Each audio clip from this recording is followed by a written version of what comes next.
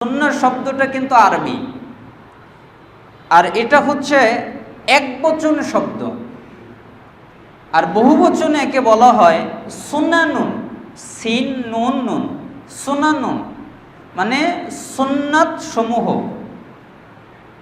প্রখ্যাত শব্দ বিশারদ মুফাসসির ইমাম ফখরুদ্দিন রাজি তার তাফসির গ্রন্থের ভিতরে মাফাতিহুল গাইবের মধ্যে এবং আরও অনেক তাফসিরের মধ্যে তিনি সুন্নাহ শব্দের তিনটা উৎপত্তি স্থল এনেছেন, যে এই শব্দটা বের হয়েছে কোথায় থেকে। একটা উৎপত্তি তিনি দেখিয়েছেন, যে শব্দটা এসেছে, সুন্নাহ শব্দটি ফাউলাতুন এর ওজনে মাফউলাতুন অর্থে ব্যবহার হয়। আর এর উৎপত্তি হলো আরবদের একটা উক্তি আছে, সান্নাল মাআ ইয়াসুন্নুহু, এখান থেকে। মানে আরবরা এখানে এই কথা বলা হয় যে যখন অবিরাম পানি প্রবাহিত করা হয়, মানে পানি অবিরাম প্রবাহিত হয় একাধারে, কোনো আঁকা বাঁকা কিচ্ছু নেই, মানে সুন্দরভাবে পানি প্রবাহিত হচ্ছে, কোনো ঢেউ নেই, কিছুই নেই, অবিরাম প্রবাহিত হচ্ছে, মানে সহজ এবং সরল, এইটা বোঝানোর জন্যে তারা এই শব্দটা ব্যবহার করেন। তার মানে সুন্নাহর একটা অর্থ তারা বলেন যে সহজ সরল, এটা বোঝানোর জন্য তারা ব্যবহার করেন। আর কিছু কিছু বিদ্বানগণ বলেন যে সুন্নাহ শব্দটা আরবদের আরেকটা উক্তি, সানান্তুন নাসলা ওয়া সিনানা আসুন্নুহু সান্নান ফাহুয়া মাসনুনুন, মানে এ কথা তখন বলা হয় যখন তরবারি এবং দাঁত উত্তম রূপে ঘষা মাজা করলে ধারালো হয় আর চোখা হয় আর ঝকঝকে হয়। মানে আপনি যখন একটা তরবারিকে ধার দেন তখন অনেক চোখা হয় না, অনেক ধারালো হয় না, এবং জং থাকলে জং ছেড়ে যায়, মানে চকচক করে। আপনি যখন দাঁত মাজেন তখন দাঁত চকচক করে, তার মানে ঘষা মাজা করে যেরকম দাঁত চকচক করা যায়, এইটাও একটা সুন্নাতের উৎপত্তি স্থল। আরেকজন বলেন যে সুন্নাহ শব্দের আরেকটা অর্থ হলো সান্নাল ইবিল, যে এই কথা বলা যখন ভালোভাবে উটকে যত্ন করা হয়। তার মানে আরেকজন বিদ্বান বলতেছেন যে যত্ন করার অর্থে সুন্নাহ শব্দের ব্যবহার হয়। এই জন্য ডক্টর নাসির বিন আব্দুল করিম আল আকল উনি বলেন যে আরবি ভাষায় সুন্নাহ শব্দটির উৎপত্তি হলো সান্না ইয়াসুন্নু সান্নান হতে। সান্না অর্থ বর্ণনা করা বলা হয়ে থাকে, সান্নাল আমরা বাইয়ানাহু মানে বিষয়টিকে বর্ণনা করা হয়েছে, তার মানে বর্ণনা করা, এটাকে বলা হয় সুন্নাহ। এই যে এই কয়েকটা অর্থ ফখরুদ্দিন রাজি তার তাফসিরে মাফাতিহুল গাইবের মধ্যে এনেছেন।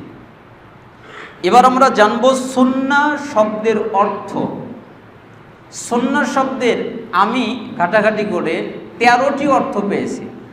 বলেন তো সুন্নাহ শব্দের কয়টা অর্থ? 13টা অর্থ। দেখবেন খুব মজার, যখন সুন্নাহ শব্দটা শিখে যাবেন, বুঝবেন, তখন সুন্নাহ পালন করতে আপনাদের অনেক মজা লাগবে যে কোন সুন্নাহ কোথায় ব্যবহার করতে হয়। সুন্নাহ শব্দের 1 নম্বর অর্থ আসসিরা আত-তরিকা, পথ এবং পদ্ধতি। এই পথ এবং পদ্ধতিকে বলা হয় সুন্নাহ। কিভাবে? হুজিয়াতুস সুন্নাহ একটা কিতাব, এই কিতাবের যেটা 45 নম্বর পৃষ্ঠার মধ্যে, যেটা 1407 হিজরিতে ছাপা হয়, একটা ডক্টর আব্দুল গনি আব্দুল খালেক এর লেখা সুন্নাহ সংক্রান্ত একটা কিতাব। এখানে তিনি বলেন আস-সুন্নাহ আস-সিরা ওয়াত-তরিকা হাসানাতুন কানাত আও কবিহাতুন।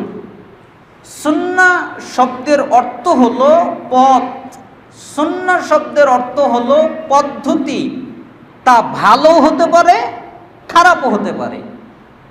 যেমন মনে করেন একজন জিনা করতে গেল, তাহলে জিনা করতে একটা পথে সে গেল না, ওই পথটা কি ভালো?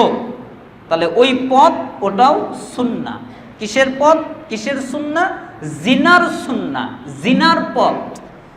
তার মানে যে কোনো পথকে, যে কোনো পদ্ধতিকে, যে কোনো মাধ্যমকে আরবিতে বলা হয় সুন্নাহ।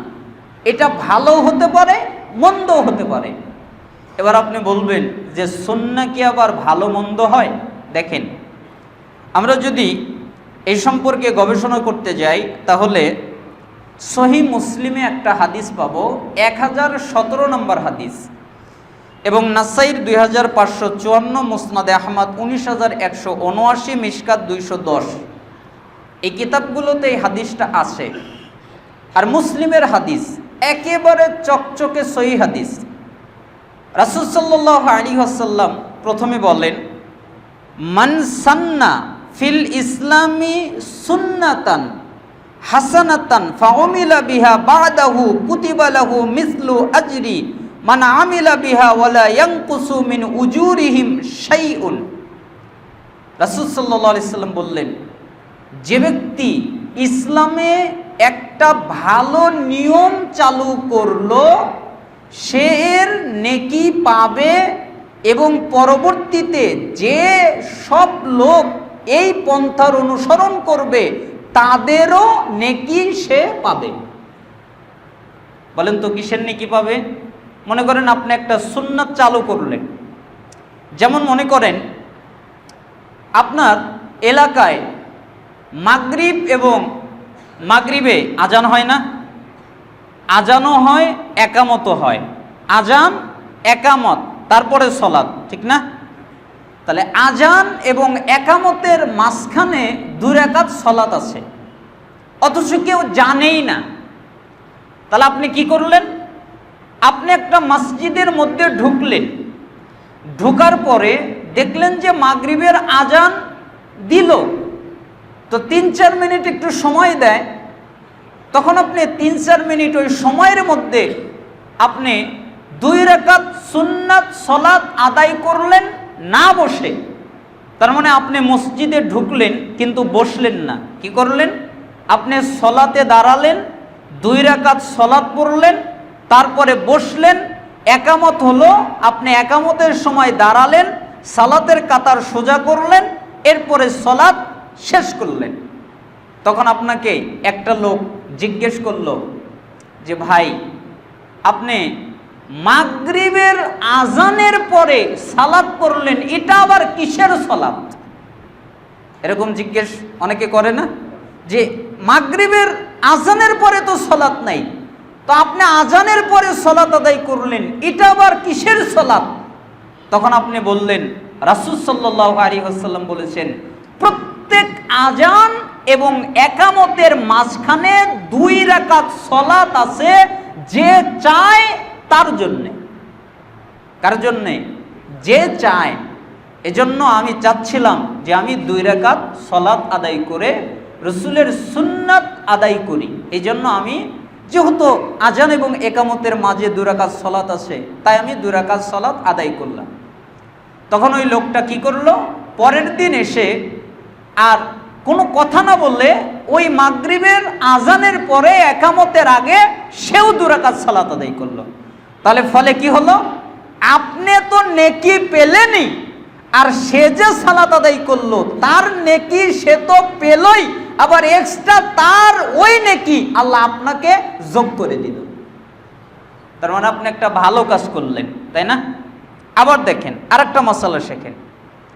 আপনি মাগরিবের সময়ই মসজিদে ঢুকেছেন, মাগরিবের আজান হয়ে গেছে, এরপরে আপনি রাসূল সাল্লাল্লাহু আলাইহি সাল্লামের হাদিস মনে পড়লো যে যে ব্যক্তি প্রত্যেক আজান এবং একামতের মাঝে 2 রাকাত সালাত আছে, যে চায় তার জন্যে।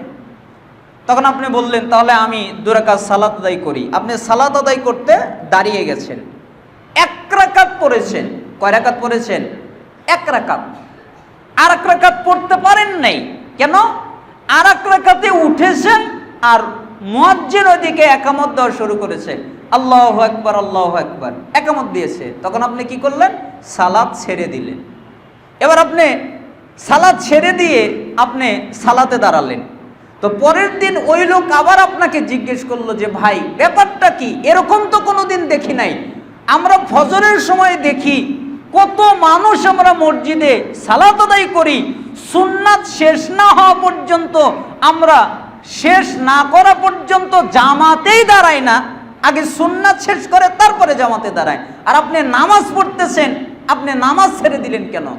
তখন আপনি বললেন আল্লাহ নবী সাল্লাল্লাহু আলাইহি সাল্লাম বলেছেন যে ইজা উকিমাতিস সালাহ, যখন মানে একামত দেওয়া হয়, একামত হবে, একামত যখন তোমার কানে পৌঁছে যাবে তখন সমস্ত সালাত বাতিল। তার মানে আর কোনো সালাতই পড়া যাবে না। আপনি সুন্নাত পড়তে পারবেন না, আপনি নফল পড়তে পারবেন না, আপনি কাজাও পড়তে পারবেন না। যেমন মনে করেন আপনি আসরের ওয়াক্তে শামিল হবেন, আপনি বললেন যে আমি জোহরটা করি নাই, না, তা কি করবেন? ওই আসরের মধ্যে আপনি জোহরের নিয়ত করবেন। ইমাম পড়বে আসর, আপনি কি পড়বেন? জোহর। এরপরে যখন শেষ হয়ে যাবে তখন আপনি আবার একাকীভাবে আসরটা পড়ে নেবেন। তখন ওই লোকটা বলল যে ব্যাপার কি, আপনি ছেড়ে দিলেন কেন? তখন আপনি বললেন যে আল্লাহর নবী বলেছেন যে একামত হলে সালাত ছেড়ে দাও, এই জন্য আমি সালাত ছেড়ে দিয়ে আজকে 2টা সুন্নাত আমল করলাম। কয়টা সুন্নাত? 2টা। আবার আরেকজন আলেম বলতেছেন যে না না না, এখানে 3টা সুন্নাত আমল করলাম। কয়টা সুন্নাত? 3টা। গুনেছেন আপনারা 3টা? দেখেন আমি দেখাই। 1 নম্বর সুন্নাত হলো বসা যাবে না। 1 নম্বর সুন্নাত কি? মসজিদে ঢুকে কি করা যাবে না? বসা যাবে না। আগে কি করতে হবে? 2 রাকাত সালাত। তাহলে কয়টা সুন্নাত হলো? তার মানে আপনি বসলেন না, সালাতে দাঁড়ালেন। এই না বসে সালাতে দাঁড়ালেন, এই জন্য একটা সুন্নাত আমল করলেন। আবার আল্লাহ নবী সাল্লাল্লাহু আলাইহি সাল্লাম বলেছেন যে ব্যক্তি ইকামত এবং আজানের মাঝখানে 2 রাকাত সালাত আছে তার জন্য যে চায়, তা আপনি রাসূল সাল্লাল্লাহু আলাইহি সাল্লামের হাদিস অনুযায়ী 2 রাকাত সালাত আদায় এর নিয়ত করে সালাত শুরু করলেন, তাহলে ওই 2 রাকাত এই জন্য আরেকটা সুন্নাত আমল করলেন। তাহলে সুন্নাত হলো কয়টা? 3টা।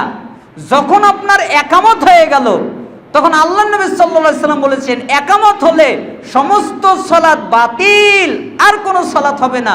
তখন আপনি একামতের সাথে সাথে সালাত ছেড়ে দিলেন। তাহলে একসাথে কয়টা সুন্নাত? এই বাঙালিরা বোঝে না, এই জন্যই সমস্যা।